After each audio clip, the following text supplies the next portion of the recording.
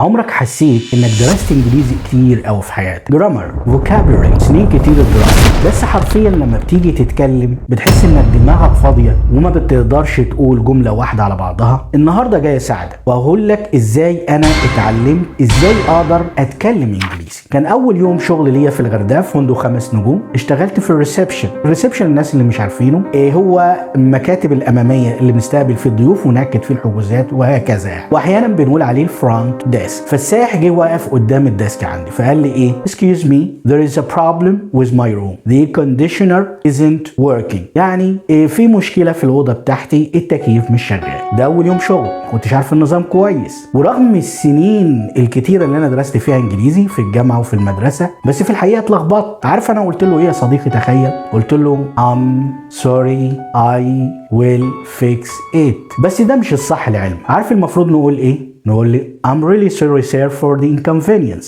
I will send someone to fix it immediately. We can offer you another room while we fix it. يعني أنا آسف على الإزعاج، ممكن نقدم لك غرفة بديلة. احنا هنبعت حد على طول يصلح الموضوع، وممكن نقدم لك غرفة بديلة واحنا أثناء ما بنصلح المشكلة. ممكن ترد عليه رد تاني تقول له ايه؟ Thank you for letting us know sir. يعني احنا متشكرين انك عرفتنا المشكلة. We sorry for the inconvenience. احنا اسفين على الازعاج. We will send someone to fix it right now. واحنا هنبعت حد يصلحه دلوقتي، وهكذا. فهو لما نيجي نتعلم انجليزي مش نتعلم مجرد جرامر وكلمات بس، نتعلم الجملة على بعضها زي ما انا قلت لحضرتك دلوقتي. طب ايه النصيحة اللي انت المفروض تتعلمها من هذا الفيديو؟ اول حاجة لما اجي اتعلم انجليزي اتعلم الجملة على بعضها وما خافش وانا بتكلم، ما خافش من الغلط. خلي بالك confidence plus patience plus fluent، انك تكون صبور ويكون عندك ثقة في نفسك. ده هيديك انك ازاي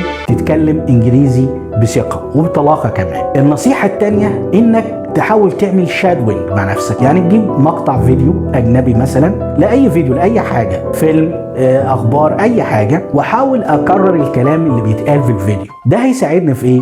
هيساعدني ان احسن مهارة النطق والاستماع عندي بطريقة فظيعة، ويعرفني ازاي الاجنبي بيتكلم الانجليزي ده وبيفهمه. الشادوينج ده هيساعدني كتير جدا جدا جدا في حياتي. ومش بس كده، ممكن الخص يومي يعني مثلا اجي كده يومي الخصه وانا قدام المرايه، اقول انا عملت ايه النهارده، انا رحت المدرسه، انا جيت من المدرسه، والخص اليوم ده بالانجليزي. تلخيص اليوم بالانجليزي هيبرمج دماغك انها تفكر بالانجليزي مش بالعربي زي ما احنا اتعودنا. اتمنى يكون النصايح البسيطة دي والجملة البسيطة اللي قلتها لك في الفيديو النهاردة هيساعدك كتير. ولو حابب تتعلم أكتر وتستفيد أكتر ما تنساش تتابعنا على قناة الإنجليزي بلانيت. Thank you very much for watching.